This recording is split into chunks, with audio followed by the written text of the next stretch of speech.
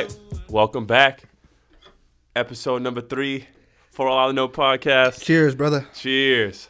Welcome back, man. You gotta take a sip. Oh right, yeah, for sip cheers. on that. That's Sip a little on rude. that for the homies. On the dead Lokes. Oh no, don't get me started. I don't need to talk about him. He's done for, bro. He's in jail. Anyways, before we get started, we got some fun stuff to talk about. Got some scandals with politics going on. Got some cool people running for candidacy. Might be getting some money monthly for free, not doing nothing. Huh. Yeah, sounds good to me. Want to talk a little bit about pursuing passion. Speaking of money, pursuing passion over money, and my own experiences with that. I'm sure you have some experiences as well. Of course. But yeah. We'll talk about some bathroom etiquette as well. Oh, don't stand too close to me. You're pissing on my shoes. Oh, man. Whew. Some R. Kelly shit, huh? Yeah. Oh, no. Oh, no. That's a different type of pee, man. I got the giggles already. Let's get into it, brother. Yeah, see, hold on. What about this bathroom etiquette? What's going on with that? Bro, so I'm eating dinner. This was dinner last week with my friend Okay. I went to high school with. I ain't going to say his name because it's kind of embarrassing. Oh, no. So he sits on the toilet, I guess, when he goes to the bathroom in public places. And I didn't know this was a thing. I thought everyone didn't sit on toilets when they go to the bathroom in public. You don't sit on the toilet, bro? Bruh, I squat, bruh. You squat above I that, bro. squat. I put cheeks to the thing, bro. You kidding me? I put my cheeks right up on there. Bro, don't do that. No? No. Oh, man. Come on, dog. Who is your embarrassing? What's your friend's name? I'm going to put myself out there. I put cheeks on the toilet. Bro.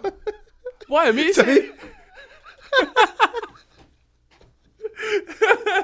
Bro, he goes back to the table. Oh, God. And he's like in the seat, he's like doing a little dance.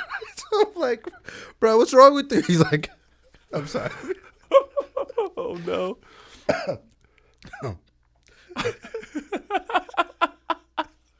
He goes back to the table, right? And he's doing a little dance, like scratching his ass on the seat. Oh, no. So I'm like, what's going on with you, bro? And he's like, bro, I just took a shit, now my ass is itching. Oh, no. See, that's... So I'm like, your ass is itching. He's like, yeah, my ass is itching. I'm like, you sit on the toilet? He's like, yeah. I'm like, oh, bro, never sit on the toilet. What? You never know who sat on the toilet before you, bro. Yeah, but it's not like people walking around with super dirty butt cheeks, bro. You think people just got dirty cheeks all the time? Bruh. I mean, granted, you empty yourself down there, but it's not like it comes out a hole, man. It's not the whole cheeks. Bruh, I got no faith in humanity when it comes to taking a shit in public. When I was little, my cousin Monet, shout out Monet, she was like, yeah, people got crabs jump. Oh, what? Ever since then, I've been terrified to sit I on didn't know crabs. toilet seats. Yeah, so if it's not my toilet seat or at my mom's house, I don't sit on toilets, bro. I'm terrified. Wow. So he comes back to the table. He's doing his little dance, scratching his ass. And I told him, like, bro, don't ever sit on the toilet seats in public. Like, you never know who sat on it before you, bro. And he's like, well, people pay to clean it up. Or Yeah. people get paid to clean it up. But still, bro, Huh. I don't trust it. Well, I want to poll. We need to start getting some live audience stuff Right? going on where I want to see how many people put the cheeks to the seat. I'm sure there's a lot of people out there. Yeah, well, I mean, they got those little things. Do you not even use the little papers? You just squatting over, bro? Bruh. You getting a workout, bro. You shitting efficiently right there. I try my hardest not to shit in public. But That's if I true, got to, I squat. I don't even put the paper down. Well, there's some people that never shit in public. I know people that used to go to school and have never shit at their school. Ooh. I'm pretty sure I told people I didn't shit at the school, but Probably. I Yeah. was shitting at the school for You sure. weren't no cheeks to the seat though. You were squatting. No cheeks. Huh. Oh, I was squatting. Wow, he got that itchy Yeah, butt cheeks. maybe that's why.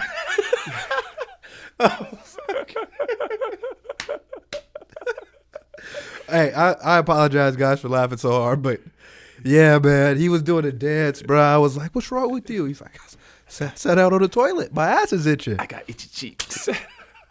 Man, I thought it was gonna be something. He put his cheeks. See, that's never happened to me. But I mean, you can tell. Thank God it never happened to you, bro. Thank God. Well, you can tell when you need to put like because the little ring, the toilet seat. What do they call them? They have some weird name. For the toilet seat Yeah. thing? Oh, really? Yeah. Someone had a nickname for him. I was like, Huh. what? ass basket or something like that. Ass baskets? Huh. Ass basket, I think. But yeah, you squat. Wow. I squat, bro. Huh. Yeah, so if we got to take a poll. Yeah, whoever, I want to know who sits and who squats. Yeah, are you a squatter or you put your cheeks to the seat? I like that. It got a little ring to it. Cheeks to the seat. Start a movement, hashtag. That's funny. So in terms of bathroom etiquette, this one's more obviously actually, girls, I found out recently, I was like, my girlfriend was like, would you rather have a penis or a vagina? I was like, a penis. Of course. I was like, I got one. I might as well keep it, and I can pee outside and pee standing up. She's Right. like, I can pee standing up too. I was like, what? Whoa. Yeah. I was like, what are you talking about? But apparently, I guess girls can pee standing up too. Interesting. Yeah, super interesting. I want to. I've never seen it happen. Yeah, well, neither have I. Wow. It'd be interesting to find out the mechanics on that. Nature. Exactly. Amazing. Impressing me every day. I was talking to a girl about using the bathroom outside. And I was like, girls shouldn't use the bathroom outside. She's like, Yeah. why? Guys do it.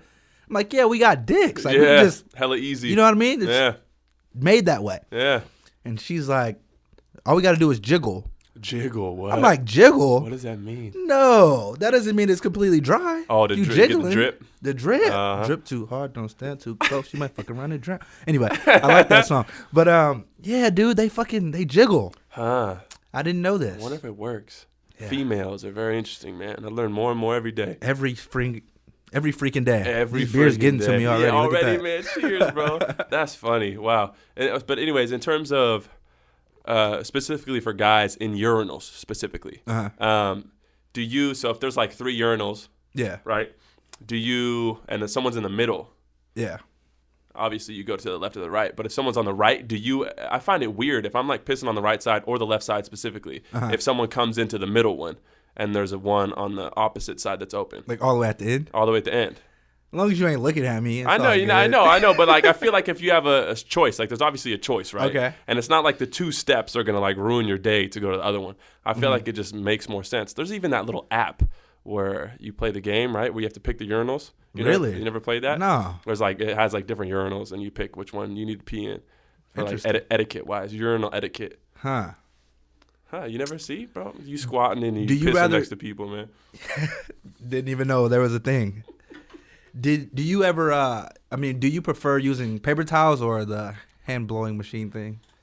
I like to do a little bit of both. If I have both, I'm gonna do both. If I got options, Yeah. me too. But I mean, the hand dryer thing never really works. Yeah, you don't get all the way dry. Yeah, before you got to go in there, you got to hit one of these, or you flick it real hard, and then you got to dry it. And then usually I end up like wiping it on my jeans too. Just like, God damn it, this isn't even fucking saving the earth though. Apparently. Hey, what about have you tried what the fuck do they call it? A fondue? Fondue? Yeah, I love Is it a fondue? No, I don't know what you. Oh, bidet. Bidet, that's what it fondue. is. You know, talking about dessert. And You shit guys over got here. fondue in the bathroom or what? What? Fondue in the bathroom? A bidet. Yeah, a bidet. Bidet. Have you tried one of those? Yeah, in Thailand. I think the only one I've Interesting. ever so there was one I went to this really nice hotel about like a year ago in San Luis Obispo. And there was a bidet in there, and I was like super excited to use it. I gotta try this. I was like, oh, I got to. This is exciting. And then there was a couple in Thailand too that I tried. It was cool, man. I'm not gonna lie. It was refreshing. You know, Did you feel extra clean? super clean, super clean, man. If I do, I might get one. And once I get nice and successful, I'm gonna get a bidet I might try one. and some fondue in the bathroom, some both. I heard the Japanese actually use a stool in front of their toilet. Because if you put Yeah. your legs at a certain angle, I guess it's easier to shit. Yeah, well, it's better for your digestive system or something. It like Interesting. follows the natural curvature. One of my friends has that. You just literally like a little stool. It's like a little like a step up stool that like some people like a short person would use to get to like a high cupboard. Okay. You just literally use that. But I guess you kind of crop up your feet on it, so you're like kind of crunched up. Well, dude, in a lot of Oriental, is that okay to say? Is Oriental okay to say? What is it's 2019, bro. For Nothing real. is okay to Oh, say. God. People from Asian cultures tend to shit in holes. In the ground, yeah. In the ground. Okay. Because when I was in Thailand, I was super thrown back, dude, right? I'm in the airport, right? And I'm looking for a toilet. And I walk in, and I see a whole bunch of holes in the ground. And in the airport. In the airport. And Oh, I'm man. like, hold on, are all these out of order? And then I see a dude squatting over one. I'm like, oh crap, like what's going on? There's no cover. No, well, there was no covers, bro. It was literally just a hole in the ground. So I thought that like they had ripped up the toilets out of the ground and there was just a hole from where it used to be. But I guess like in a lot of cultures, We're so American, bro. We don't even know this shit. I know, right? I want a bidet. I don't want a hole in the ground. You kidding me? But I guess, I mean, you would work out pretty well since you already squat. You Right? know Yeah. what I mean? You feel me? But that's what they do. They just squat right over it. They just squat over the hole. Interesting. I was super thrown back, though. I was like, are these out of order? Like, I don't know what's going on. And they're like, no, you just You squat right take a here. Squat. Would you like assistance? Like, See? what the hell? Oh man, but yeah, I gotta try one of those too, man. I heard they get you pretty clean. They do. They really do. It's nice. But have you heard, so I was actually just listening to a little interview. I guess Trump is really close to getting impeached. Really? Yeah. So I guess one of his like attorneys, they had a falling out together. So now he's man. like voicing all this stuff. He's like, yeah, he actually is racist. Like I guess one of the things he said to his attorney one time, like they were driving through Chicago, and I'm quoting what the person said that they were quoting. So don't quote me on this, but I guess he was like driving through Chicago. He's like, only black people could live like this. Damn. What?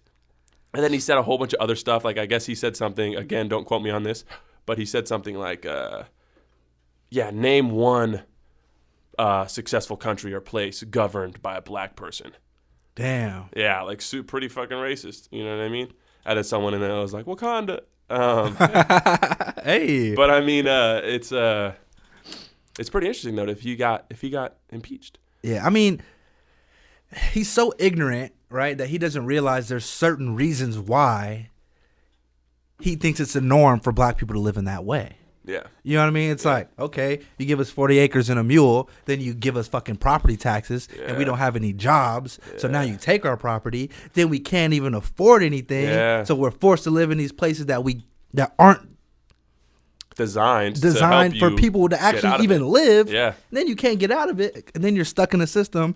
And of course, it's a lot deeper than that. But yeah. Well, I mean, in a place too, like, granted, America is like supposed to be this amazing place that anyone can make it up in, and you can if you work hard enough and you really do it. But it's already hard enough to do it as an average citizen.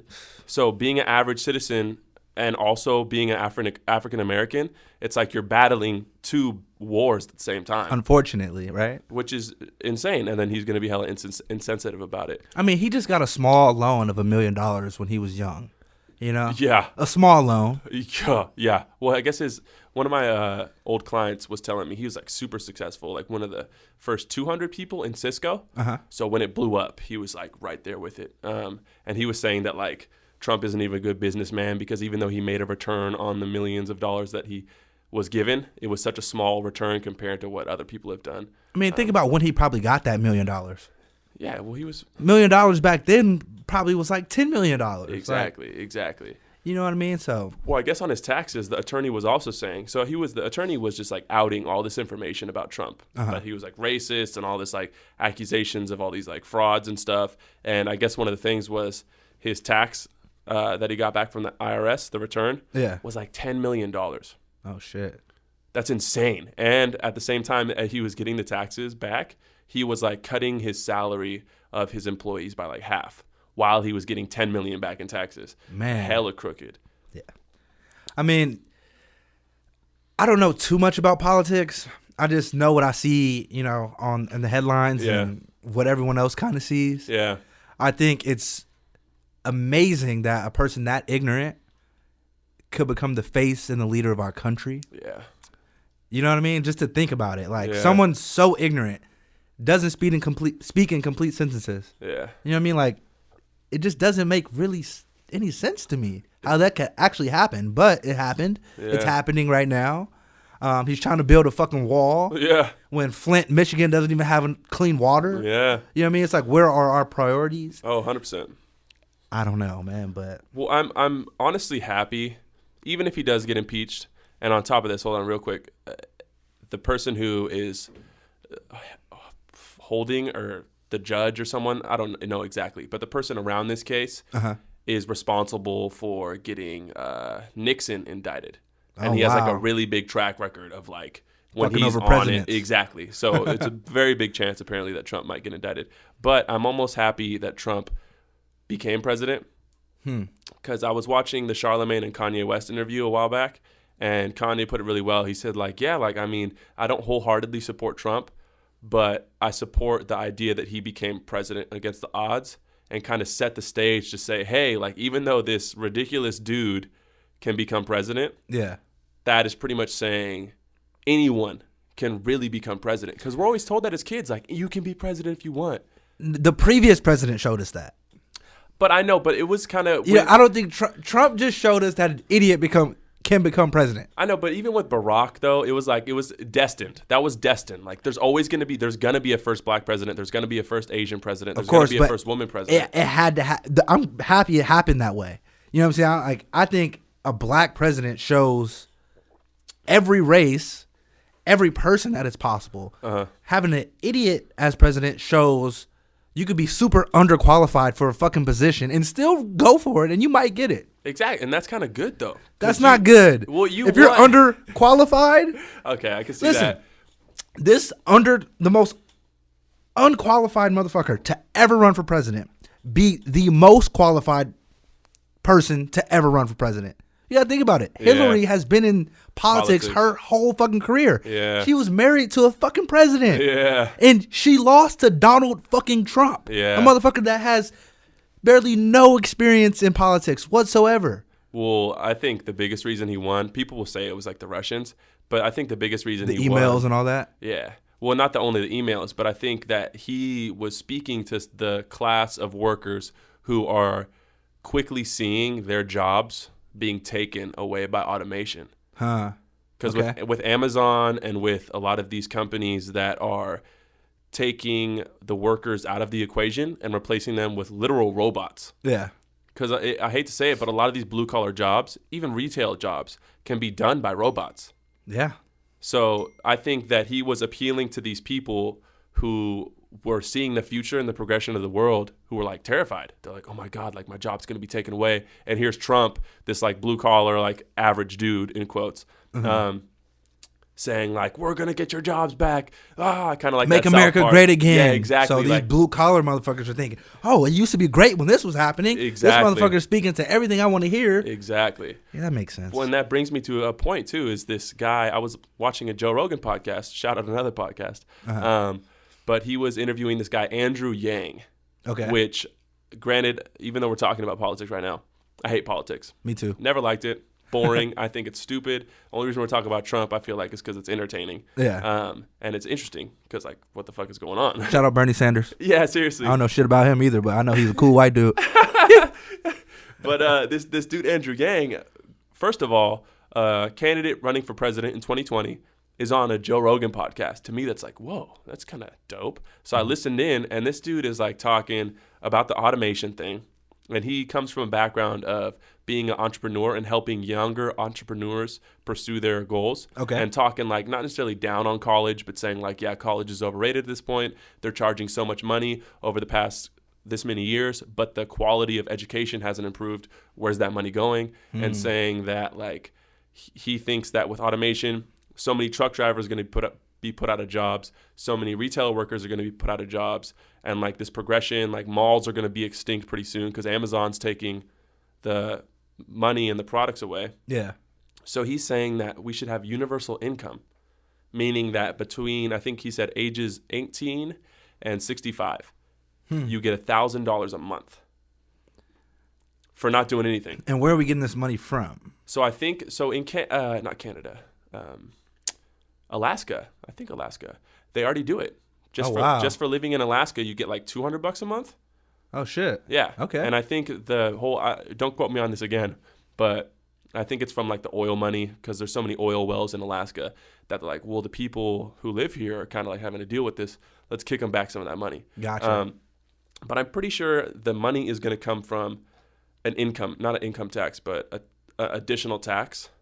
So granted, again, I don't know too much about taxes. Yeah. But he said something about like a 10% tax on everything. I don't know. Gotcha. But if you think about it, like his whole idea about this is because if you have $1,000 extra, not only is it going to allow you to repair things that you've been putting off, you know, like if your house is fucked up or your car is fucked up, like, and you're living paycheck to paycheck, an extra $1,000 is going to allow you to be like, shit, I can finally get new tires. Most you know? definitely. Exactly. And like, it's going to allow younger people who, like ourselves, are like, damn, like, I don't want to go this course. Like, I don't want to be in this job. I'm tired of doing this. I want to start my own business. I want to take that leap. And that extra $1,000 is going to be like, cool. Like, this kind of is empowering me to take that step into the unknown and challenge myself and try to grow myself and build a business on my own and see what happens. You know what I mean? That makes sense. So it's super interesting. And granted, there's a lot of people who are like against it. But I think it's like, to me, it sounds cool. Very interesting. Very interesting. You know, very appealing for someone my age, right? To hear, whoa, $3,000 a month. I'll take that. So, hey, shit. I've seen a couple pictures of him. I heard of this guy before. He's dope. Yeah, he seems like a good dude. If you haven't, you need to watch his podcast, the Joe Rogan podcast with him. It was super interesting. Okay. Because like I hate politics, and I'm for sure voting for this dude. Wow. For sure. I don't even know who the other candidates are. Yeah. But like this dude, it was funny because he was joking too. He's like, "What's the opposite of Trump?" An Asian guy who likes math. That's exactly who he is. He's an Asian dude. It's super funny, right? But like, I've never. It's funny, huh? Like I've never seen a more relatable president before. Like he's super down to earth, and he seems like more than Obama. More than Obama. Wow. He seems like he has like the most rational mind out of any president I've ever seen. Wow. Okay. It's unbelievable. Like if you listen to him, you're like, there's no way this dude's like running for office. But his whole thing is that with this universal income and all of his policies, which are actually pretty interesting, because like even with the mall thing, he's like, yeah, malls are going to become extinct, and he said that he looks at malls, empty malls, as a deficit to the community. Because think about it. He was saying that, like, if you come across an empty mall in the middle of a city, it's hella creepy. Like, it's an hella empty giant parking lot. It's like a whole bunch of, like, empty rooms with one security guard kind of patrolling the streets. Yeah. It brings down the quality of the surrounding economy and community. So he says he's going to, like, repurpose it to community centers and all this stuff. Like, but it's interesting because he said that even if he doesn't win the presidency, he is happy that he's running because it's most likely going to inspire the other candidates to tackle things like universal income and tackle things like the growing automation problem with robots taking blue-collar jobs and retail jobs and all this stuff. Because it's happening. Like, robots and automation and that shit, like, it's happening right now. And, like, people are losing jobs. It's funny you say that because I remember during the Super Bowl, I'm watching all these commercials, and all of them had some shit about a robot. Not all of them, but majority of them. Like, it was crazy. I'm like, damn, a robot's really that important now? Like, is it really becoming like the new next thing? Well, I like it, dude. I like it a lot. I don't. No? That shit's creepy. Well, embrace it, bro, because it's coming. It's right. coming. But on top of all this, I was watching the podcast, and they shouted out this Google thing that, you know how like on iPhones when you get a voicemail, it like transcribes it so you can read what the voicemail said. Yeah. It pretty much now they have a thing that will respond to calls and make calls for you. It's like a secretary. And like it has human voices. Like you guys need to check this out. It's like, I think it's called the Google robot phone call. Just look it up. I'm sure you'll find it. Shit. But I was watching this dude, and they like had it do tests live. They're like, okay, we're going to try to book a reservation at this restaurant for 10 o'clock for 4 people next Monday. And they just typed it in and said, hey, Alexa, hey, Siri, whatever, book this for this. And then they watched the phone call happen. It was insane. Wow. Like they tested it out too, and like they called a Chinese restaurant where the accent was hella hard to read, and like the robot sounded exactly like me, like, hey, I'd like to book a reservation for 2 people, like super flawlessly. And the person was like, what, four people? It's like, no, 2 people, please. And like super, like it was nuts. Oh, shit. So robots are going to save so much time, bro. I read this story about some robot in South Korea killing 27 scientists or something like that. What? And like it hacked into the other robots. And I guess when they killed some of the robots, it was like rebuilding itself. Oh no, that's some Terminator shit. Exactly. And I was like, this story cannot be true. But it was like one of those things where they're like, they're trying to keep this out of mainstream media. Area 51 shit. Shit like that. But I was like, if this shit is real, where a fucking robot goes rogue and he's able to tap into other robots and control them, and the robots are so smart that they can rebuild themselves, they're going to take over the world. Well, Elon Musk tried to warn us, bro. Did you see a couple of his interviews? I saw one with Joe Rogan as well. He was smoking weed. He talked about smoking weed. Yeah. But he smoked weed on the podcast. I didn't see that part. Maybe it's a different now, bro. one. No, it's a meme now. Wow. But no, he's been warning, like he's had meetings with Congress saying we need to start putting regulations on automation to make sure the shit doesn't get out of hand.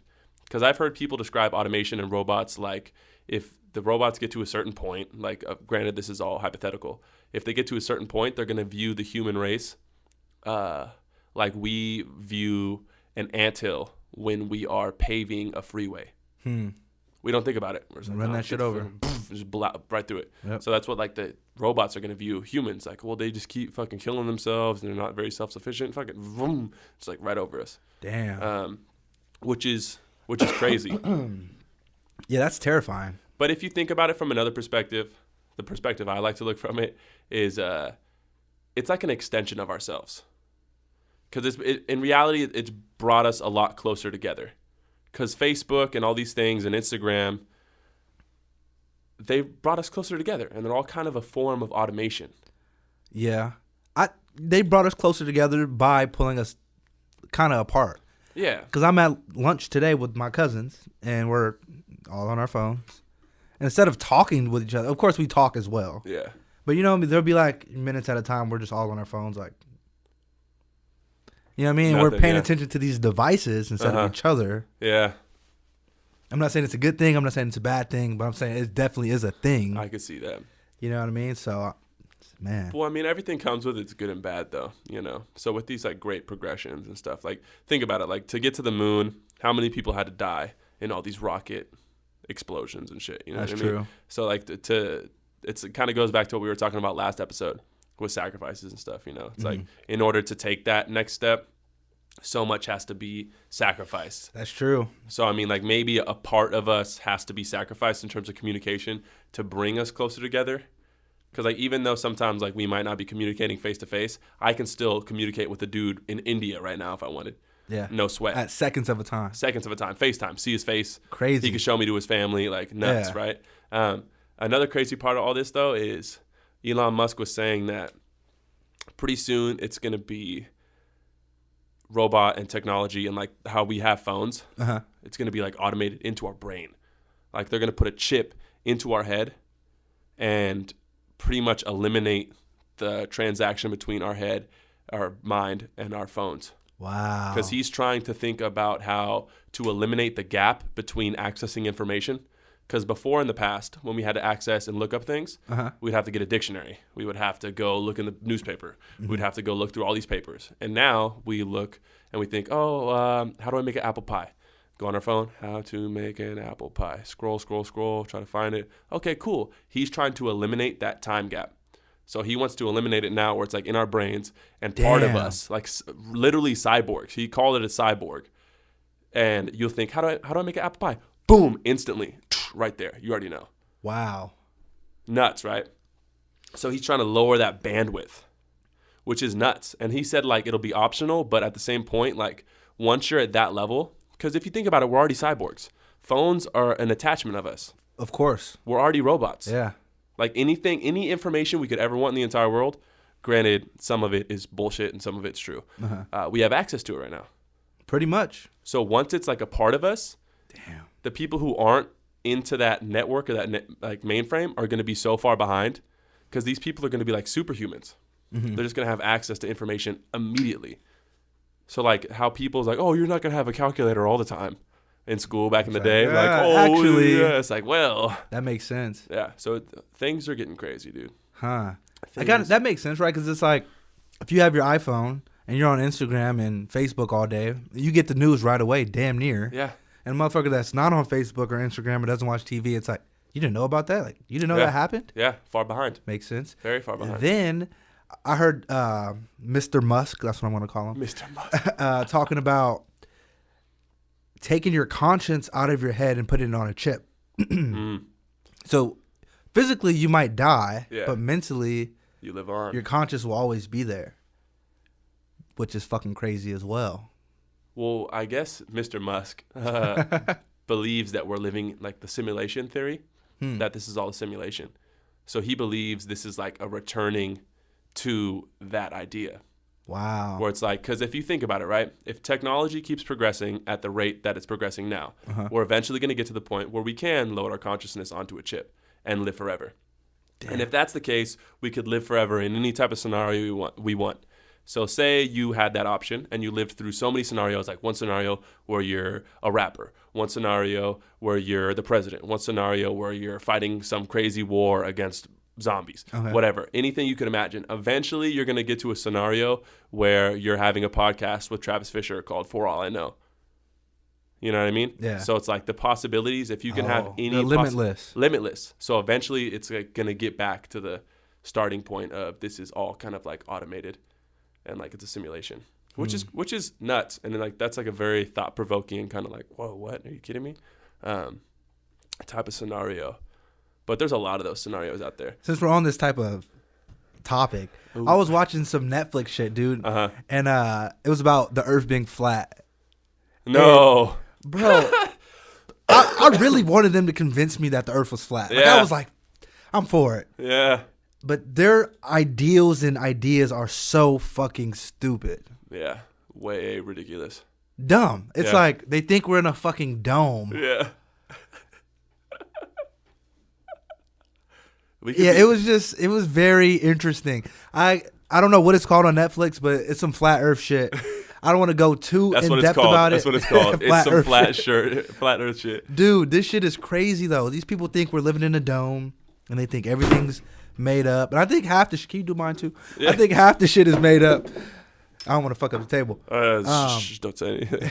But I don't believe in the moon landing all the way, but I don't believe the earth is flat, dude. No, that's too far-fetched for me. I don't believe that one bit. Right? No way. Well, I guess the whole theory that they have is like some Game of Thrones shit, where we're like the outskirts of the earth, since like if it's flat, that means there's an end to it, right? Mm-hmm. So the whole idea is that there's a big ice wall that's like covers the outside that we can't get past, which is like, this isn't Game of Thrones, bro. Like, this isn't the North versus the South. I don't know what you're talking about. But on top of that, there's a whole thing now called space is fake. Like, I guess if you go on Twitter, it's like not only the moon landing was fake, but space. Wow. All of space is fake.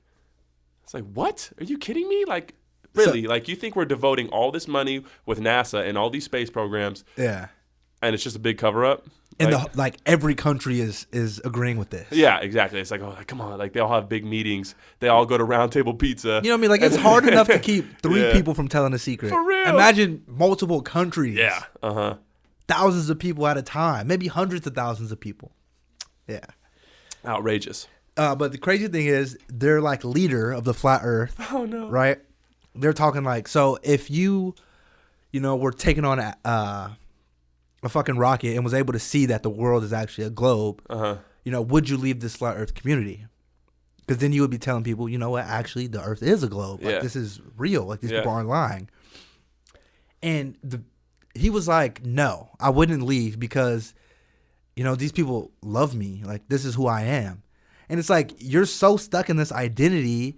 You're so stuck in who you became that you're scared of the truth. Yeah. Well, it's like some Batman shit. Where it's like you either die a hero or live long enough to see yourself become the villain. You know what I mean? So he goes up. He's like, "Wow, it is a globe. This is beautiful. But are these people gonna love me anymore? Yeah, exactly. Will they love me anymore?" Man, dude, that's weird. What a nutcase. Yeah, crazy. Dude, people believe some crazy things. I had my friend. You remember Paulo Freitas? Oh, that's my guy. That's my little brother. Yeah, boss. Yeah. Yeah, Paulo, that's my guy, man. He hit me up. He was like, y'all need to start talking about more conspiracies. I was like, we need to get you on here. You could be our Eddie Bravo. You could be talking about conspiracies all day. Oh, man. But that's a rabbit hole, though. Once you go down it, bro, it's like... no coming back. I'm happy that this one was so far-fetched for me that I'm like, damn, I know this isn't true. But if cell phones weren't around in 1968, I'm sorry, I have a hard time believing a fucking rocket shot out of our atmosphere, kicked it for a little bit, then shot another rocket off of that rocket and landed on the moon. Motherfucker jumped out. Yeah. took some steps and shit, planted a flag. Well, yeah, I mean, it sounds pretty unbelievable. Very unbelievable. Sometimes I look at the moon and I'm like, 1968. You like close your eyes and then open up again. You still there? Right. No, but I mean, like it.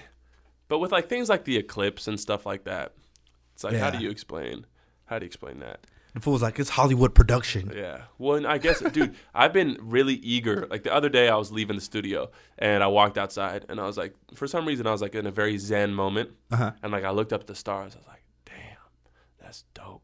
Because like when there's not too many lights in the city, like if you go to a desert and you see all the stars, it's fucking gorgeous. And it inspires like so much creativity in your mind.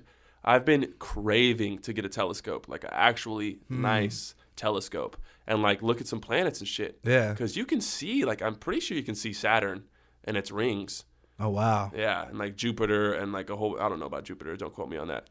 But like some of the fucking planets, which I think would be dope. I was talking to someone the other day, and I guess I didn't pay that much attention to science class. I still passed, by the way. Shout out to all my science teachers. But, you know when they say like these planets are like a gas giant and shit like that? There's actually no surface to them until you get to the fucking core. Yeah. And like in the books and shit, I don't know, it makes me feel like these are like solid and you can land on them and shit. Yeah. And it's like, it's not really what it is. Yeah. Well, that's not what it is at all, actually. It's not solid. Well, I'm pretty sure Saturn's ring isn't even a ring, right? It's supposed to be just a whole bunch of asteroids and like stuff that gets caught in the gravity or whatever, the rotation or whatever you want to call it. Gravity, I guess. But it's crazy because the books, like you're looking at the books, like, oh, this is what it looks like, and it has the rings. Maybe I should fucking listen a lot closer. Yeah, right. Well, to what teacher's saying. I think it's cool though when you don't listen, because then in the future, if it actually interests you, like, then you'll look it up and you'll be so much more amazed by it. Because I'm amazed by the ocean now. Like I went whale watching and shit. I went to the zoo. I'm like, I love animals and shit. Like, why didn't I spark this interest when I was in school? Maybe I wanted to be a fucking marine biologist or something. I don't know. Exactly. But it's like I never knew I really liked this shit until I got older. Yeah. Well, which is very interesting. Well, I think it's a huge thing. I was telling someone about this today. Is like, I feel like with all your curiosities and things that interest you, it's like breadcrumbs that are leading to, I don't want to say your destiny because that sounds so cliche. But like, I remember one time I was in my bedroom, not doing homework, and I was like looking up things about quantum physics. And like at the time I was like super interested. I was like, oh, this is dope. And I was like taking notes about this, not for school, just because I was interested. And I remember my brother came. He was like, oh, what are you doing, homework? I was like, no, I'm just taking notes on quantum physics. He's like, what? You fucking weirdo. And I didn't like realize. I was like, well, that's weird. Like, I feel like people really don't do that. Yeah. And like, I call me a nerd, but I love the library. Like, because you could go in there, bro, and like look it up. Like, it's like, I wonder what like about the, like, why is Saturn's ring like that? Is this really just a gas? Like, what's at the center? Yeah. And like, you could look all this up. And something about reading like books just feels so much more impactful. Yeah.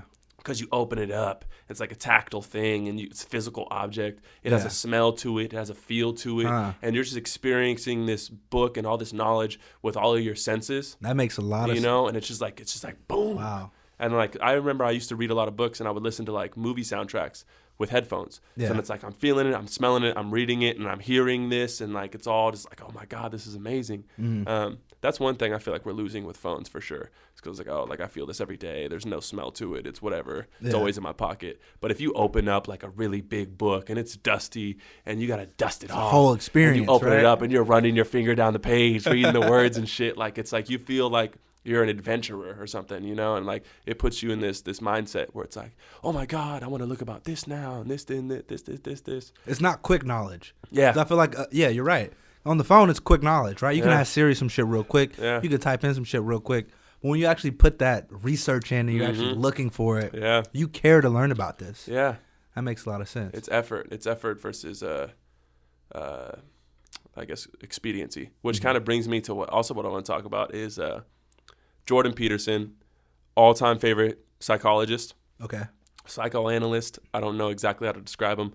Pretty much, it's like a new genre of person, I feel like. It's like a celebrity doctor, which is kind of weird. Celebrity intellect. Shout out Dr. Phil. Yeah, Dr. Phil for real. But like not even Dr. Phil for real. But not even like that, but like a celebrity intellectual Kind of Okay. like Neil deGrasse Tyson or whatever his name is. Gotcha. But this dude, Jordan Peterson, is like amazing. I love it. Super inspirational, super motivational, super intelligent. But he was talking about pursuing what is meaningful versus what is expedient, which is pretty much saying like pursue what gives you that feeling of awe, pursuing what gives you that feeling of like, this is what I'm here for, Yeah. versus pursuing what is quick, easy, or is for the money. Makes sense. And I've been sitting here thinking about how to try to expand my business recently. And I'm like, okay, I'm going to do this. I'm going to hit the streets. I'm going to get this marketing client. I'm going to get this, blah, blah, blah, blah. I'm trying to make $300K by the end of the year, like all this like crazy shit, setting all these goals. And I was ready. I was like committed. I was ready to make the sacrifices. And I was like, shit, like, I don't want to do that. I was like, I was sitting here like, I want to market for someone I care for. I want to market for something I'm passionate about. Because I don't want to be like the Fire Festival and be marketing for these companies that really aren't doing what I'm putting to the table. Yeah. And I kind of stepped back. I was like, I didn't quit my job and open up this business and do all this to do what I don't want to do. Yeah. And I was like, I need to pursue what is meaningful. I need to pursue what brings me life and brings me joy. And I looked back to everything that I've accomplished, and everything that I've accomplished or the success that I've accomplished has always come from pursuing what is meaningful or pursuing what is beneficial to others or those around me. Yeah. Or pursuing music or things that inspire me. And I'm sitting here trying to focus on money, and I feel depressed. I'm thinking about like, oh, I need this. Oh, I need to make this money, blah, blah, blah. Yeah. And it makes me feel bad. It's hard not to get caught up in that cycle, right? Especially being 25 years old. Yeah. Right? You're in this whole cycle of, I need to be at this point. This is what defines success, or this is what successful looks like. And it's like, that's not it. Yeah. You know, successful to you is going to be completely different to what it is, or what it is to someone else. Like, it'll never be the same. Yeah. You got to define that yourself. And as far as chasing money, it's like, that'll never make you happy. Yeah. You know what I mean? Of course, it'll help. Yeah. You know what I mean? It'll definitely help. Yeah. But at the same time, it's not the end goal of what being happy and successful is, right? Yeah. And that's a good way to put it. It helps, but it's not the end goal. Because if you pursue what is meaningful and you pursue what inspires you and helps others around you, the money will come. Of course. Because like I've made a lot of money in my 24, 25 years of life. Yeah. And never have I been focused on the money. And I've even left jobs in the past where I was making a lot of money, like a lot of money. Yeah. But I realized like I hit a cap of my evolution Of your growth, right? It's in like, my growth. yeah. What am I here for but the money now? Where else are you going to go? Exactly. There's nowhere else to climb. So I can either stay here and continue to make this money and never evolve as a person, or I can leave and then challenge myself and grow. Yeah. And that's where everything started to like flourish and make sense to me and put me where I am now, you know, doing a podcast with my homie, you know what I mean? Like this is dope. And it's all because I'm pursuing what is meaningful. So I was like thinking about that today, and it was like a revelation. I was like, whoa. And it's crazy because meaningful is like a feeling, you know, because people can say like, oh, that's really meaningful. And they think it's just like something far off. But I actually felt it. Like you feel like you're in the right time and the right place. Yeah, you're doing that right thing. Exactly. I was like, I'm supposed to be in this moment right now. Yeah. And it's all about pursuing those little breadcrumbs or whatever you want to call it, and like finding those moments of meaning. And you're like, yes, I'm on the right track. Yeah. I'm You doing know? what I'm supposed to be doing. Exactly. And that's where that like that endorphin rush and that satisfaction comes from. Because like you're pursuing a goal and you see yourself getting closer to that end goal. It's like, yes. This is kind of off the subject of what you're talking about, but kind of in the same realm. I was talking to someone that wants to become a rapper and wants to start making music. And he's like, yeah, but I'm not a rap nigga. And I'm like, what do you mean? He's like, well, I mean, he started explaining what rap niggas do. And I'm like, you got to understand, if you start to make rap music, it's because you want to make rap music. It's because that's what you want to do. Yeah. It's like, stop looking for these excuses to define what you aren't. Yeah. You are who you are. You're making music. If I like it and your other friends like it and your girl likes it, cool, we like your music. Yeah. And if people in Nebraska or Idaho or fucking Timbuktu like your music, they like your music. Yeah. Don't define what these other people do on what you do, or that's not what you are. It's just like, make your music, man. If you have fun doing it and it makes you happy and you get a feeling from it, then that's what you're supposed to be doing. Yeah. Don't compare your success or don't compare what you're doing to what other people are doing because you're not them. Yeah. And a lot of people, they like, damn, well, I'm not this type of person, so I shouldn't be doing this. Well, if you want to do this, maybe you should do that. Exactly. Well, it's funny because when you say it, it makes so much sense. Yeah. But it really is hard to do. Yeah. You know what I mean? Because like, it's funny that you mentioned marine biology a couple seconds ago. Because I used to want to be a marine biologist. Because I thought the ocean was like the most cool thing. Like, oh my God, like so much of it is undiscovered. Like the Mariana Trench. Like, I wonder what's down there. Like, we only know like, 3% of the ocean or some shit like that. Insane. Like we know more about space than we do about the ocean or something like that. Crazy. Nuts. So I was like, oh my God, I can't wait. And the thought of like scuba diving as a job, I was man. oh my God, this is dope. Because I love to scuba dive. I haven't been in a while. I just applied to get my passport, by the way. Really? Ooh, congrats, you feel man. me? I'm trying to go snorkeling and cage diving. yeah. I'm trying to do hella shit. Dude, you should get scuba certified, bro. There's a place in Monterey. I've already been looking into it. In Monterey where you can get certified. Yeah, well, you can get certified at REI. I don't know if there's one around here anymore, but oh, really? yeah, okay. They got like a whole pool that you get certified in. Huh? Yeah, I got certified in Catalina Island. It was gorgeous, man. The Nice Catalina wine mixer. Oh yeah. Okay. But it was so nice, dude. Oh my God, it was gorgeous. It was gorgeous. So many. Oh, it was amazing. But anyways, Marine biology. Marine biology. Yeah. I used to want to be a marine biologist because I thought it was super interesting. But I didn't know that I didn't want to do it fully and wholeheartedly until I tried to start doing it. Okay. So I feel like with your friend, right, he wanted to be a rapper. For all he knows, he really wants to be a rapper, but until he tries it, yeah, he won't know. Because I feel like that's what it's about too, is like as much as you think you know what you want, you don't know until you try. Right. Because there's so many things like marine biology. I thought I wholeheartedly wanted to be a marine biologist, started looking into the biology, started taking the classes, everything to do to become that person. Yeah. And I was like, there's no way I can do this for the rest of my life. Yeah. Like, I don't want to be looking at samples under a microscope. I don't want to be doing this. No, thank you. And then I kind of put that to the side. I was like, okay, cool. I'm glad I tried. I'm glad I looked into it. This is not for me. Not for me. Yeah. Kept going. I was like, oh, personal training? Oh, this is dope. Did it for like 3-4 years. Not for me. And kept going. And like I just kept kind of trying things. And here I am, you know, and like I'm loving what I'm doing, and like I know I'm supposed to be here. Yeah. So as much as people think, like, especially young people, they want to know what they should be doing for the rest of their life so early. Yeah. But they're so hesitant to try things because they're like, oh, well, like, what if this isn't what I'm supposed to be doing? It's like, well, try and find out. Yeah. Because you got to be scared to fail. Yeah. I mean, you can't be scared to fail. I was like, wait a second. Yeah, no. Yeah. You can't be scared to fail. Like, you got to do it. You got to take that jump. Yeah. Yeah. Well, and it's hard and it's scary, right? I remember we were doing the first podcast, right? I'm like, fuck, like, do I post this? Like, I'm scared. Yeah. Like, not scared because I've done interviews and shit before. Like, Yeah. I've been on camera before. Like, I've been in short films. Like, Yeah. I've done a lot of shit in front of a camera. But it's like when you know you're putting your best foot forward and it's like for real this time, it's like, fuck, like, it's a little scary. It's intimidating. Yeah. I mean, when you encounter something as unlimited, I guess, or so much probability as life has to offer. Because the way I look at life is, imagine being a chef, an executive chef that knows how to make every dish in the world, right? You have the possibility to make every dish. Now imagine you're in a kitchen with every ingredient you could ever imagine. Oh, wow. What the hell are you going to make? You know what I mean? Damn. Like, you're not just going to cook a steak. You're going to sit there for years like, oh my God, like, I could make this, but I mean, oh, I've never tried this before. There's so many options.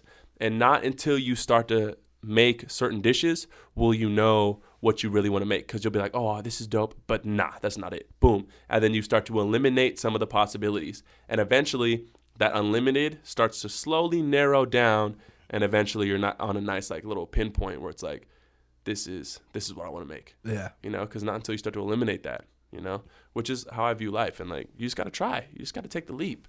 Damn. That makes a lot of sense. Start cooking, man. I'm scared, bro.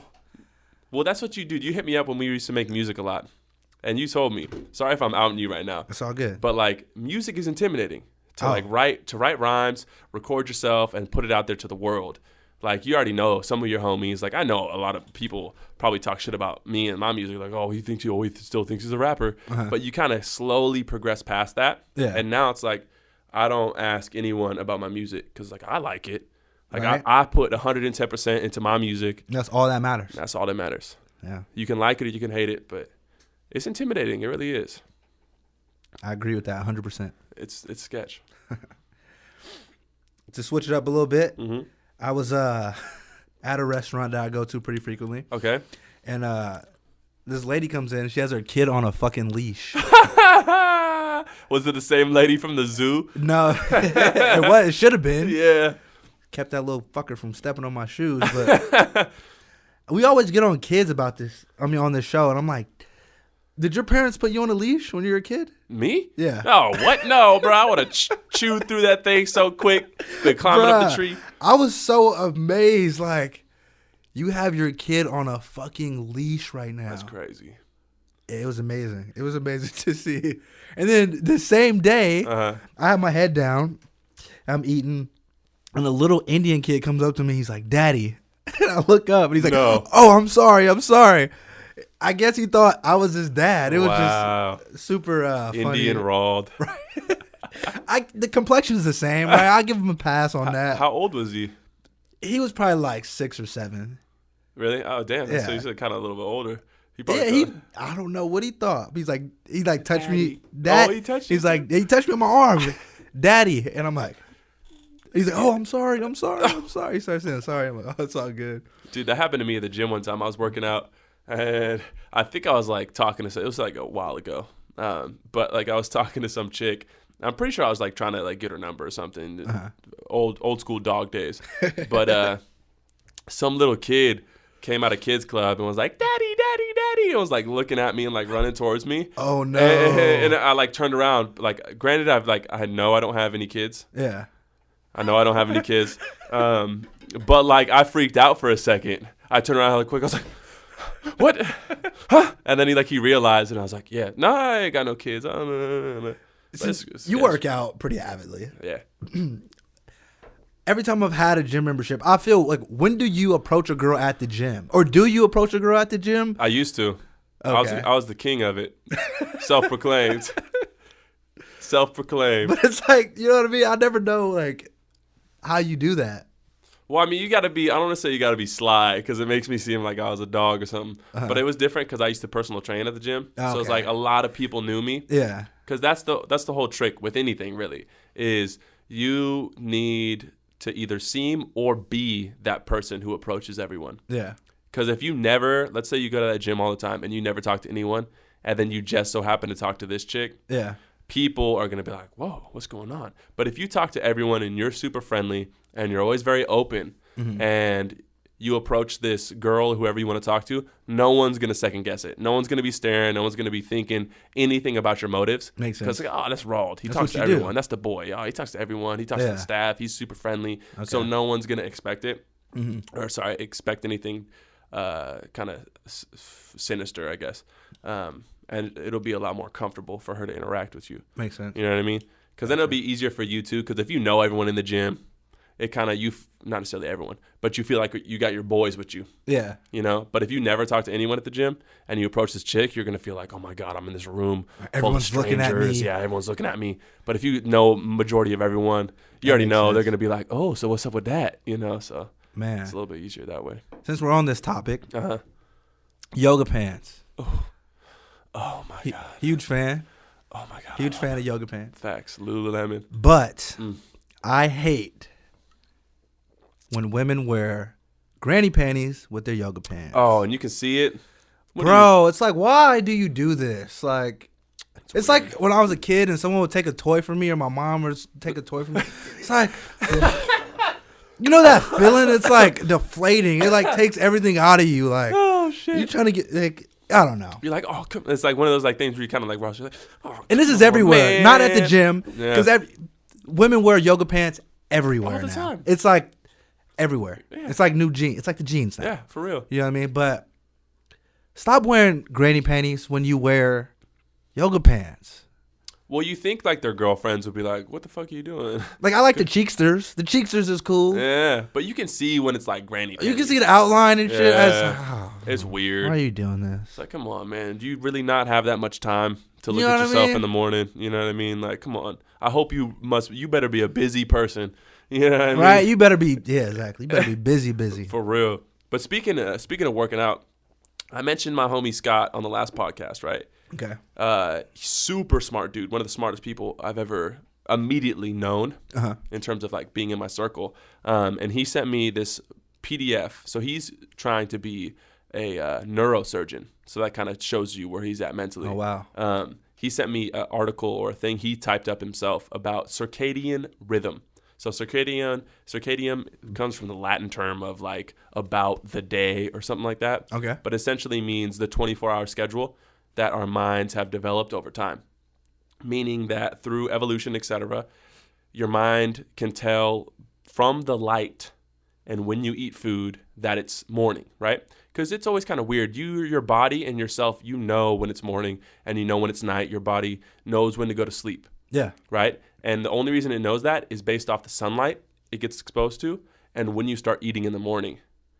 So he sent me this whole article about how much light you should be getting, when you should be getting the light, when you should stop getting light, when you should start eating, when you should stop eating, and all this like stuff. I was like, dude, this is nuts.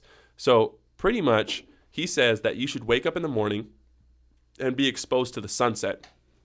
Now, when the sunset is out, you only get exposed to red lights and orange lights. So there's a light spectrum, right, with all the colors in the world or in the spectrum.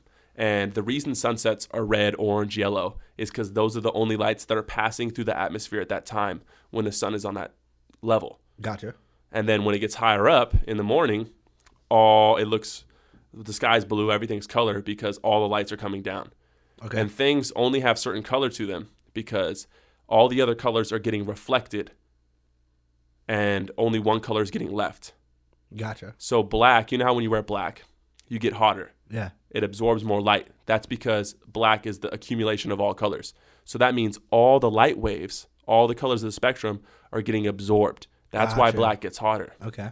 And white is the opposite. It's a lot cooler because all the other colors are getting shot back up, which is super interesting. But he goes into detail about talking about how that if you wake up in the morning and you get exposed to the light rays in the morning, your body knows, okay, it's morning, starts to wake up, and then it gets exposed to blue light in the afternoon. So it's like, okay, it's not time to sleep yet. And then it gets exposed to the red again at night, and it tells you when to go to sleep. Gotcha. But the thing about this that's crazy is phones, computer screens, TVs, etc., all give off blue light. Yep. Blue rays, right? And that is the same thing that is telling your body it's the afternoon. So if you're looking at phones before you go to bed, if you're watching TV before you go to sleep, it's throwing off your circadian rhythm because your body and your mind is saying, oh shit, it's the middle of the day. Stop producing melatonin. It's the middle of the day. We don't need to go to sleep. And then you turn off the TV and you try to go to sleep and you're completely out of sync. And you wake up, you feel groggy and you're not like fully rested because you're watching all these things late at night. Oh, wow. And I was like, holy shit, that makes so much sense. And it's funny, I'm so grateful. My girlfriend bought me those Blu-ray glasses. Yeah. Or blue light glasses recently. Yeah. And I work in the optical industry, man. Come on, man. You know. So I've been wearing those a lot and like I feel way better. So you actually feel it? Yeah. I'm not against it. But I have anti-reflective glare on my lenses. And I don't know. I'm just not. I don't think there's no real scientific proof that it helps with the fatigue of your eyes. Are you sure? No concrete evidence in the scientific realm. Have you looked into it though? Because I can send you this article. Well, because I work for 2 doctors that are pretty into optics and lenses and stuff like that. Okay. And they're not strong proponents in it either. So I guess maybe just because I work for them, I'm like, oh, I'm not fucking with this. I've done some of my own research with it, and it's just like, it's not strong enough for me to. Well, let me put it to you this way. Okay. So you're saying it's not fatiguing for your eyes. Yeah. But when it comes to your mental, your circadian rhythm, that's where I think these optic doctors might be missing out. Because I can see, like, when I wear them, to be honest, I don't notice like a difference between like my eyes feeling red or my eyes like getting tired. Yeah. But I feel like I do notice that I get tired physically, mentally when I'm wearing them a lot more naturally. Because I know if I stay up all night playing video games, I could be up till like 3. Like I don't do this anymore, but I could be up till like 3 o'clock because these blue rays are hitting my brain. I'm like, I don't know what's going on. But if I have these glasses on and I'm playing for like an hour and it's nighttime, I naturally feel a lot more tired. I'm like, yo, I can't. I'm cool. I'm tapping out. Wow. A lot sooner. Huh. Because it's blocking those light rays. Yeah. And I thought that was like super interesting. I was like, because you think like, okay, I could kind of see like, if I wake up and I start eating in the morning, it's going to start my metabolism and like through evolution, blah, blah, blah. Mm-hmm. But you never think light. You never think like, oh, I need to be exposed to UV rays. I need to be exposed to the sunset. Yeah. So it kind of sets my circadian clock into motion. Because through evolution, right? Like you freaking wake up way back in the old days, like old school Native American days. Mm-hmm. And you're hunting, you wake up with the sun because sun means light, which means you can see what you're trying to hunt. Yeah. So you wake up with the sun, you hunt all day, you finally get that kill, bring it back, you eat it. Once the sun goes down, predators come out. Mm-hmm. You can't see what you're trying to hunt, so you go back to the huts and you go to sleep. So you really only eat at the end of the day or close to the end of the day, but while the sun is still up. And then right when the sun goes down, you're out. And you wake up with the sun around like 5 o'clock. Makes sense. So that's his whole kind of like thing is like, we need to go back to old school. Like we need to fucking wake up with the sun, go to sleep with the sun, only eat at the later half of the day. Yeah. So he says a 6 hour window of eating. Shit. Which is pretty intense. But that's the minimum. Like sorry, the minimum or the maximum, I guess you would call it maximum. And then the more like natural fasting that most people do is like 12-hour window. Yeah. So let's say you wake up at 8, you have coffee at 8, that's when your window starts. And then at 8 o'clock at night, you gotta be done eating. You're done. Which makes sense because at night, after 8 o'clock, your metabolism slows down and starts to prepare to go to sleep. Through personal training, I figured this out. Like once after 8 o'clock, your metabolism slows down. Mm-hmm. So anything you start to eat after 8 o'clock, you're probably going to get some fat from it. And it's going to kind of store onto your body. That's why I try never to eat at like night, which is hard because like at midnight, bro, if you're up, like, damn, I want some cookies, I want some ice cream. Listen, I live by Jack in the Box, and McDonald's. Mm-hmm. I got Taco Bell right there, In-N-Out. I got Walmart, Target. I'm in the middle of a disaster zone when it comes to food, and all the liquor stores around me stay open until like 2 o'clock. You know what I mean? So it's like you know what I mean? I don't know. Maybe when I get something to keep me inside the house. Yeah. You know what I mean? But I live alone. I am exhausting all my options. I don't blame you, man. On a weekly basis. It's hard. I tried to keep up the 6 hour window that he recommended. I did it for like a month. And I felt great. I'm not going to lie. I woke up and I had this like excitement, energy. I woke up immediately and like I was getting so much shit done. Like I looked way better than I do. I don't want to say now, but I looked really fucking good. Yeah. And there's so many reports about this, and you can actually look into it. When you're fasting, your body recycles cells. So there's damaged DNA, there's damaged mitochondria, a whole bunch of like little fucking stuff I don't know a whole bunch about. Mm-hmm. That when you start to fast, your body actually recycles it. So it gets rid of the damaged and dead stuff and brings back new stuff. So if you look into all these diets, like there's people with autoimmune diseases who fast or do diets that kind of mimic fasting. Yeah. And all of their symptoms vanish because it kind of like flushes out your system, kind of like a cleanse, and brings in all the new stuff, which is nuts. So, I mean, if you guys haven't tried like fasting before, like, try it out. Granted, like, don't hold me liable if some shit hits the fan. Don't come looking at me because I ain't gonna help you. But there's this guy that should have tried that in Dublin, Ireland. Kind of stay on the same subject you're on. Mm-hmm. This motherfucker was injecting semen into his arm to treat his back pain. Injecting semen into his arm? What? What? Did it work? No, it didn't work. So I guess he goes in for a routine exam, and the person that's checking on him is like, "Hey, I noticed this mark you got on your arm. Like, what's that from?" Oh no! And he told the doctor or nurse person that, and they're like, "Wait, you've been doing what?" No. Like, yeah, I've been injecting semen into my arm to treat my back pain. What?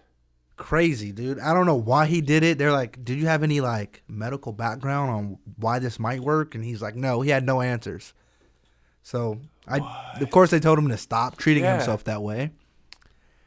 What the hell, dude? People do some crazy shit out there, bro. Well, you think if he was doing it like that, you think he would have at least injected it into his back. His back, right? Like, oh, I'm going to put it in my arm. Like, I've never heard, dude. He's like, he bought a syringe online and hella shit. Dude. Well, crazy. That reminds me of these kids now. So, like, you know the whole anti-vaccine thing going on, right? Where the parents are like, I'm not going to vaccinate my kids because I've heard it makes them less successful and, like, all this, like, weird shit, right? Yeah.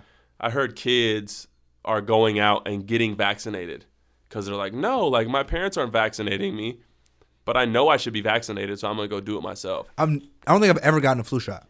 Really? Yeah. Wow. Have you ever gotten the flu? I'm sure I have. Yeah, but you just didn't like classify it. You know what I mean? I don't know. Yeah.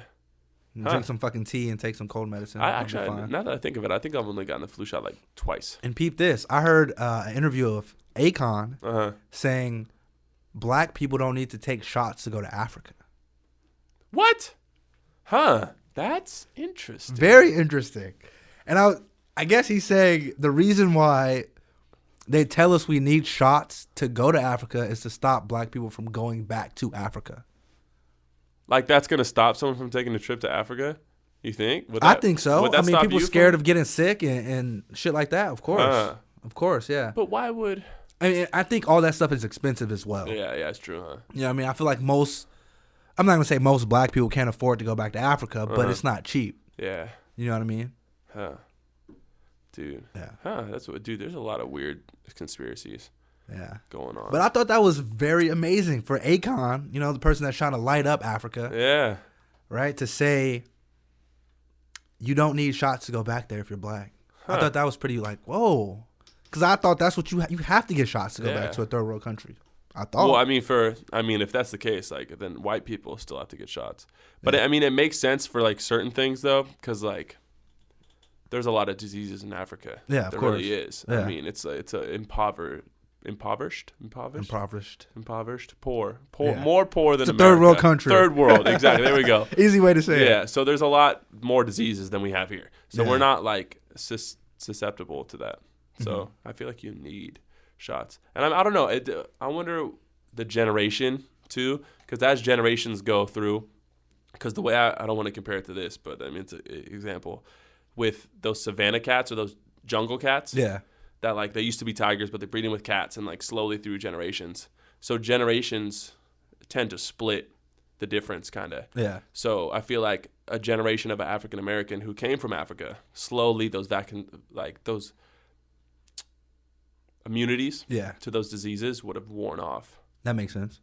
Which is interesting. But speaking of jungle cats, I want to pull up a picture. We talked about on the first episode this guy who got attacked by a mountain lion. And I want to pull him up if I can. There we go. You got a video of the guy? Well, I got a picture of him because we were talking about him. Oh, look at him. Oh, shit. He got his face fucked up. Yeah, so he's kind of bruised. And he looks like an MMA fighter. This is the guy.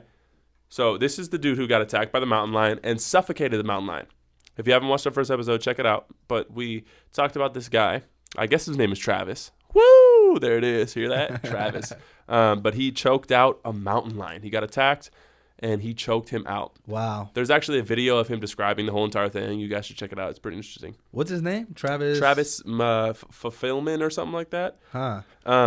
But, I mean, this one here, you can see the... Oh, Travis Kaufman. Kaufman. There we go. You can see the wounds a little bit more. Oh, okay. I kind of believe it now, bro. Yeah. He got fucked up. And he looks like an MMA fighter. Like his ears, he kind of looks like a Conor McGregor cousin. So I can kind of see it. But he was talking. He's like, yeah, I'm not a very athletic guy. So in this picture here, you can kind of see he's a little bit more scrawny. Oh yeah, he's a little dude. He's not very muscular. So I mean, he kind of looks smaller, and I'm impressed. I'm very impressed. He looks kind of tall there. He looked like an average white dude. Yeah, and like it's impressive. Like looking at that and then seeing this picture of a mountain lion. Fort Collins in Colorado. Come on, dog. Look at that muscle. You see those back legs. Damn. Woo. That's crazy. Mm-hmm. But I guess the whole time he was describing it, the mountain lion had his hand like clamped. One of his hands clamped down. And he took a rock and was like hitting it on the head. Did nothing.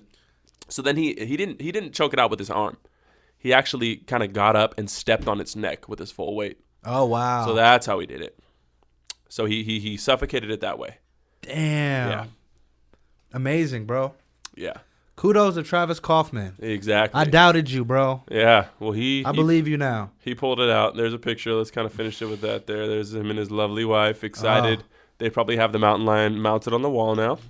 Right? Yeah, I would. Are you kidding me? Shit, me too, fool. Seriously. But I guess they said the mountain lion was getting eaten by another one. I guess at the end, Yeah. after he suffocated it, which is still very impressive. But I'm glad he finally came to light and like kind of told his story. Damn. It's impressive. Very impressive. To go back on another story we were talking about last time. Mm-hmm. I don't know how much longer we got. Oh, yeah, we're good. But Mr. Fab, the rapper from the Bay, legendary North Oakland artist. Yes, sir. He said something very thoughtful. It was about the Gucci thing. Oh, okay. Huh, Mr. Fab. You know what he said? Huh. You can't boycott what you can't afford. Ooh, that's dope. Bro, you know what? And that really not spoke to me, but it kind of spoke to me. Because, of course, I could buy a couple Gucci things, right? Yeah. But I can't buy their whole catalog and shit like that. And I feel like a lot of average motherfuckers can't. No. So the crazy thing is, we all get emotional and mad about it. But a lot of us can't afford it. Yeah. It's not like we've ever bought it before either, you know? Yeah. So it's like, you can't boycott what you can't afford. Yeah. Things that don't entertain you doesn't entertain you. Yeah. You not really putting a stop to nothing. Huh. They're not stopping their money because you weren't giving them money in the first place. Yeah. So I thought that was super thoughtful. Like, damn, Yeah. it like kind of sat me down and made me think about it. Like, That's huge. you can't boycott what you can't afford. Yeah. Well, and that's like I sent you a picture of an Instagram promo from Gucci. Mm-hmm. And you guys, if you still haven't checked out their Instagram page, it's pretty wild. But like it was a chick, right? And she had like a weird masquerade mask on and like all this weird stuff on. Yeah. And you made a hella funny comment. What'd you say? You said, Oh, Young Thug would wear this yeah, shit. you're like, yo, you go see Young Thug wearing that, which is true. It's like some weird shit that Young Thug would wear. Yeah. So it's like, it's kind of like still in that thing. Where But it's bruh, like, these rappers these days, dude, they wear the weirdest shit. that's weird though, because I feel like I don't see them wearing weird things. It's fucked up because they're doing more things to their physical being than what they're wearing. Like Lil Young Uzi Thug. Vert, Yeah, that's true. Young Thug. Yeah. I'm sure there's other ones out there too, but Yeah, about to surface up. they doing Dude. some interesting shit. It's interesting though, because like the turnaround on rappers now is getting very aggressive. Blueface is already locked up. Like all these Is new he locked up? rappers, yeah, he's locked up. I'm pretty sure. Huh. Like all these new rappers, like the turnaround after Tekashi is like super quick now. There's gonna be a big pivot. There's gonna be a big change coming up. Yeah. Damn. Well, 21 Savage is out. Yeah, He's doing his thing. Yeah, he's back in action. He's back in action. Back in action. I'm sure he'll be able to stay this time. Oh yeah. Oh, this time. I'm sure he'll be able to stay in general. Oh yeah. Very interesting. Yeah. And back to the Tekashi thing, bro. Yeah. So, these motherfuckers supposedly kidnapped him. What? These are the same people he snitched on. Uh-huh. They supposedly kidnapped him. Supposedly fucked his bitch. Wow. You know, or his female, his girlfriend, not yeah. his bitch. Excuse my language, guys. This beer's talking to me. But it's like, would you not have done the same thing he did? Snitched on him for kidnapping him in. They kidnapped him. They stole his jewelry. They stole a lot of his money. Had sex with his girl. Of course, we live a completely different lives than these fools say they do. Yeah. Right? We're not from that. I mean, I have dealings in it, but I'm not in no street life. Yeah. I'm not shooting at nobody. Nobody's shooting Yeah. at me. I'm not trying to kill anyone. I'm not selling no drugs. Nothing like that. You know what I'm saying? Mm-hmm. So it's like, we don't live by the same codes as these people. Yeah. Yeah, I have to think about it, bro. Do I give up my watching my whole family's development and growth because some unloyal motherfuckers tried to do something bad to me. No, he's in a gang. He's a rapper. These codes say you can't snitch. Yeah. But if these people did these things to you, it at least, you at least got to ponder the question and think about it. Yeah. I mean, that is true. And if that is true.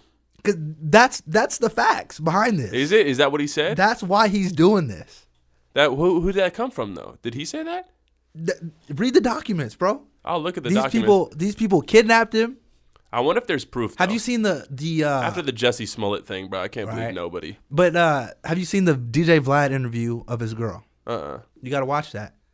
Is that what she was saying? Like, they kidnapped him and then they had sex. They had. Well, sex she didn't say they had sex with her. Yeah. She didn't put that point in there. But she talked about him getting robbed and stuff like that. Crazy. Very crazy. Interesting. You know what I mean? So it's like, how can you be loyal to some motherfuckers that weren't loyal to you from the get-go? And now you're facing a life sentence for some shit you really didn't have anything to do with. Well, I'm not trying to justify him snitching. I don't think it's cool if you ever involve yourself in some criminal activity. Yeah. You know what I mean? You made your bed, you lay in it. Yeah. But me coming from this point of view, it's like, man, I'm not going to waste my whole life for some shit I didn't even do. Yeah. For some motherfuckers that try to fuck me over in the beginning from the get go. Well, I mean, it's for sure it's a lot more justified than that not happening at all. So he already has more brownie points in that regard. Right. But like I said, after that Jussie Smollett thing, bro, I can't believe anything. He got arrested, by the way. Good. I hope he fucking goes to jail for a good time. For filing a false police report. Did you see the stupid letter that he wrote to the producers of Empire? No. It was so it wasn't him that wrote it, but it was him that wrote it, but he pretended it was someone else. And it was like this stupid scribbled letter with like crayon that said like Jussie Smollett is up and he needs to be killed and all this like bullshit. Yeah. So it's like a fake death threat to him. But he did that before the whole incident and then did the incident. So it's like he tried that first, it didn't work, getting the attention, and then he tried the other thing, which is ridiculous. What is wrong with people, bro? That's what I'm saying. Could you imagine being on a platform like you have your own TV show? Yeah. You're a huge part of this TV show. And he's talented. You have your own singing career off this. Yeah. It makes no sense. It's nuts. Yeah, man. The price of fame, bro. For to stay relevant. For real. It's backwards. But on that note, I think it's time to end it. Yeah. Yay! Thanks again for watching. For All I Know, episode 3. Episode 3. We're going to keep it coming. I like the group we got. Travis Fisher, at Travis Fisher Official, Instagram. Take off the cap. Make it look like I already finished mine. Screw it. Fuck it. There it is. Gerald Seals, Travis Fisher, For All I Know.